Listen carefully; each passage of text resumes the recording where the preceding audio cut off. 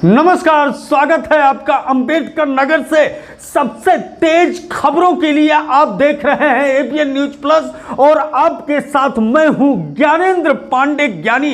अंबेडकर नगर में टेम्परेचर भले ही up down चल रहा हो, आपको मौसम सुहाना लग रहा हो, लेकिन अंबेडकर नगर में कटेहरी विधानसभा में वहां पर टेम्परेचर इतना हीट होते जा रहा है कि जिसको देख करके आम आदमी सहजता से अंदाजा नहीं लगा पा रहा है कि आखिर ऐसा क्यों हो रहा है। कारण है राजनीति का बुखार इतना तेजी से चढ़ चुका है।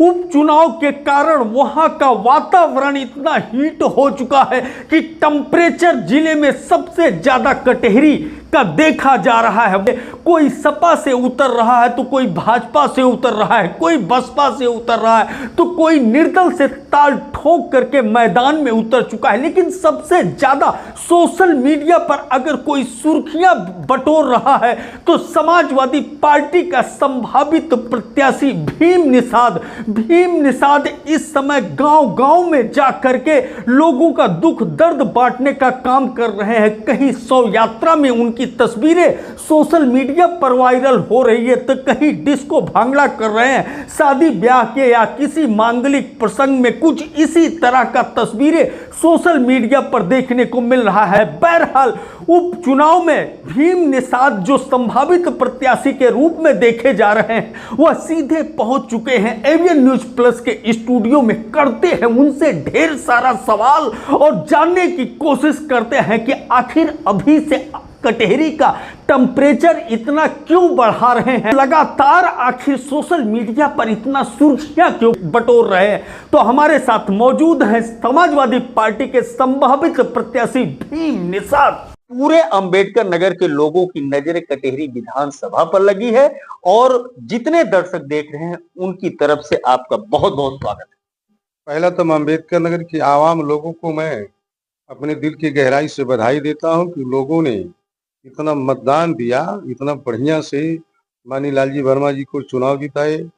दूसरा देखिए, चुनाव हम पार्टी के शुभचिंतक हैं। एक विधानसभा एक लोकसभा नहीं, अम्बेडकर नगर, आपके बगल आजमगढ़, आपके बगल सुल्तानपुर में, आपके ही पास में जो है जौनपुर, मैंने बहुत सारा मेहनत किया है। और हमारे श्री राष्ट्रीय अध्यक्ष जी महबूब नेता ने हेलीकॉप्टर से लाए और भाषण हुआ, उस जाते समय कहे हैं माननीय मंत्री जी से कि देखो भाई सीट खाली हो जाएगी, भीम को लड़ा दिया जाएगा। इन्होंने कहा ठीक सर। ये तो हमारे महबूब नेता ने हमको आश्वस्त किए हैं। मैं देख रहा हूं कि इधर आप रोज कटेहरी के गांव में घूमते हुए नजर आ रहे हैं, ढेर सारे फोटोज वीडियो आ रहे हैं। तो क्या अभी से ही चुनाव का आपने डंका बजा दिया? अभी तो कुछ तैयारी करना तो तैयारी तो 6 महीने के अंदर होगा महाराज। 6 महीना सर, अभी परसों जो है एक यहाँ कई लोगों की मृत्यु हुई थी। ये कौन सा घाट है आपका, श्रवण क्षेत्र, वहां हम गए। वो भी तस्वीरें मेरे पास आई, कंधा देते हुए कोई पहलवान के घर में इस तरह का हुआ था, कंधा देते हुए तस्वीरें। तो अब सुनिए सर, साधु मुस्लिम दलित सबको समाहित करके सारे वर्गों के यहाँ सबके दुख सुख में शामिल होना ये जिंदगी का मेरे स्वभाव रहा है। और राजनीतिक क्षेत्र हमारा अंबेडकर नगर ही रहा है। 2012 में मैंने चुनाव लड़ा था जलालपुर 280 से 19,920 वोट पाया था मैं।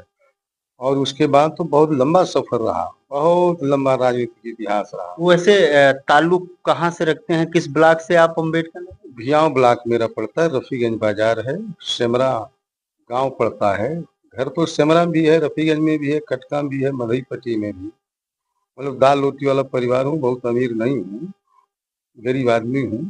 तो घर तो कई जगह है। भीम निषाद अचानक राष्ट्रीय अध्यक्ष समाजवादी पार्टी की इतना करीब कैसे आ गए कि राष्ट्रीय सचिव भी बन गए आप, और साथ ही साथ हेलीकॉप्टर से उतरते हैं तो कन्फुसिया आपसे कान में बातें होती हैं, साथ में यारी दोस्ती की तरह चलते हैं। इतने बड़े पर्सनालिटी तो अम्बेडकर नगर में भीम निषाद अचानक जब हमारा कैमरा शिव बाबा में देखा तो कैद किया। ऐसे कैसे, कौन सा अट्रैक्टिव चीजें? देखिए, ऑनेस्टी इज बेस्ट पॉलिसी, ईमानदारी सर्वोपरि नीति है, कोई भी क्षेत्र हो। माननीय महबूब नेता परखते हैं बहुत तेज। हमारे अंदर क्वालिटी है कि मैं परिश्रम कर में भरोसा करता हूँ।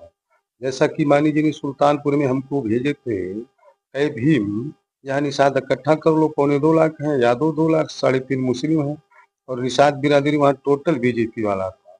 और वहाँ मैं ठंडी गर्मी लग करके और इतना मेहनत किया कि बिरादरी बोलना शुरू किया। तो फिर बहुत सारे लोग मिलवाने ले गया, टिकट मांगे, बोले अरे भीम को तो जगा दिया सुल्तानपुर को। मुझे भरोसा है, तो बहुत मेहनत की भीम भाई। तो लोगों मतलब विश्वास उनको है, ऐसे थोड़ी है। मतलब भीम का गदा कटेहरी में भी गिरना लगभग तय है। अब हमारे जो सांसद जी हैं ये भी तो हर जगह बोले हैं, सब वीडियो इधर पर वायरल हो रहा है कि भीम ही लड़ेंगे चुनाव। देखिए पार्टी तय तो मानी जी करेंगे, लेकिन मानी जी की तरफ से है कि भीम को ही लड़ाना है। उन्होंने जैसा कि हेलीकॉप्टर में जाते जाते कि सीट खाली होगी तो भीम भाई को लड़ा दिया जाएगा। कटेहरी के जमीनी हकीकत से आप कहाँ तक परिचित हैं?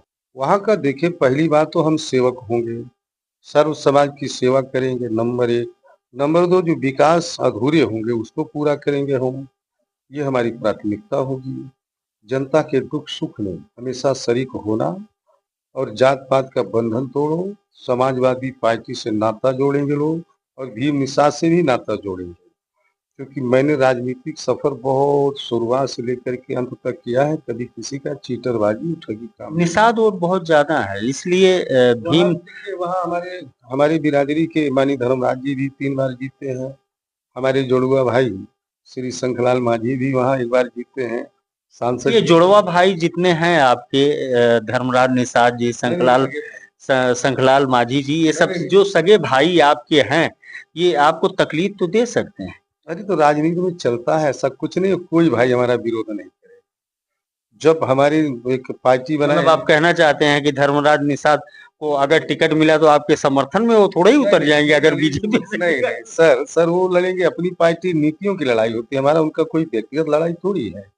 ये राजनीति है ना, आगे राज पीछे नहीं। तो हमारा उनका कोई व्यक्तिगत बिगाड़ तो है नहीं। हम लोग वो अपनी पार्टी से लड़ेंगे, हम अपनी पार्टी लड़ेंगे, लेकिन ऐसा संभव नहीं है कि बीजेपी के लोग किसी निषाद और छोटी जात को टिकट दें। वैसे आपका विनिंग सीट है, जीता हुआ सीट है, वहां पर लालजी वर्मा जी जीत चुके हैं, कार्यकर्ताओं में उत्साह है, सारी चीज है, और जो वोट फैक्टर है वो समाजवादी पार्टी के साथ है लगभग।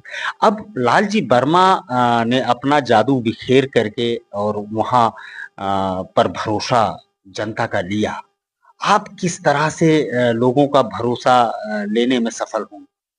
माननीय मंत्री जी का जो क्वालिटी व्यवहार है सेम हमारा भी रहेगा, उनसे अच्छा ही करेंगे। हम अभी नई उम्र के हैं और मंत्री जी बड़े नेता हैं, लेकिन वहाँ जातीय समीकरण के साथ साथ जो हमारी छोटी जातियां हैं, कहार कुहार हैं, निषाद हैं, ये जब प्लस होंगे तो वर्मा वोट, यादव वोट, मुस्लिम वोट और छोटी अदर बैकवर्ड, और फिर फॉरवर्ड में वहाँ गोल चलती है ना कटहरी में।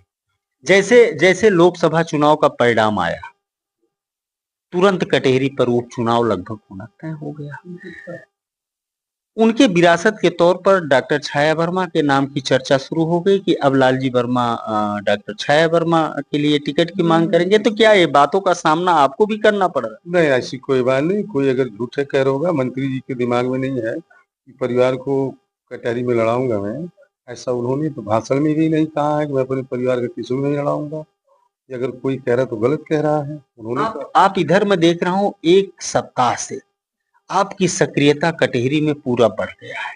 आप सुबह से लेकर के शाम तक पूरा वक्त आप कटेहरी के लिए दे रहे हैं। तो क्या चुनाव होने तक यह आपका सक्रियता लगातार अभी से ही जारी रहे? ये बनी रहेगी, चूंकि महबूब नेता राष्ट्रीय अध्यक्ष जी ने हमको आश्वासन दिए हैं, आशीर्वाद कि भीम खाली हो जाएगी, कटहरी से लड़ जाना।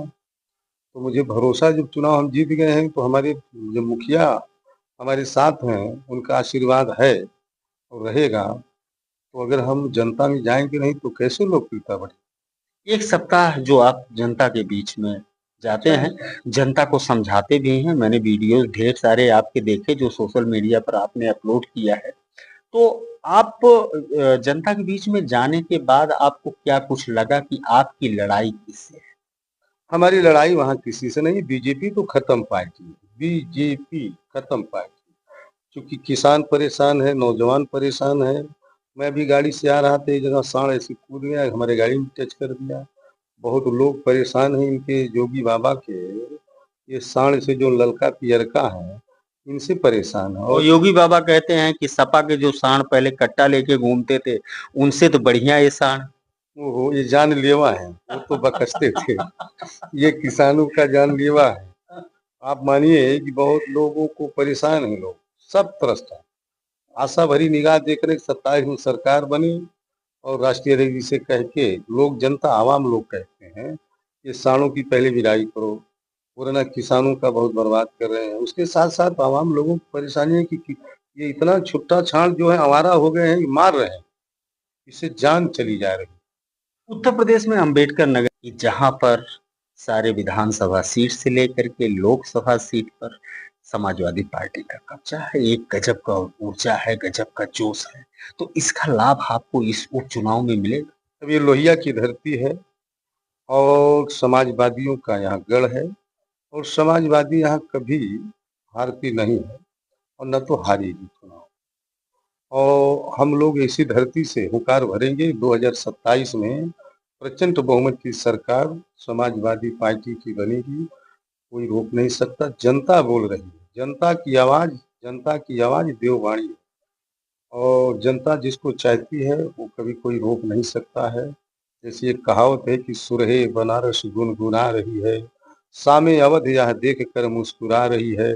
उत्तर प्रदेश में 2027 में समाजवादी पार्टी की सरकार आ रही है, जनता बोले, हम नहीं। 2027 में उत्तर प्रदेश में समाजवादी पार्टी की सरकार आ रही है। उपचुनाव की चिंता छोड़ करके 2027 की चिंता में निषाद जी दिखाई दे रहे हैं और यह उम्मीद लगा करके रखे हैं कि हमारे जो राष्ट्रीय सुप्रीमो हैं समाजवादी पार्टी के अखिलेश जी, इन पर विश्वास जताते हुए इनको अपने प्रत्याशी के रूप में मैदान में उतारेंगे।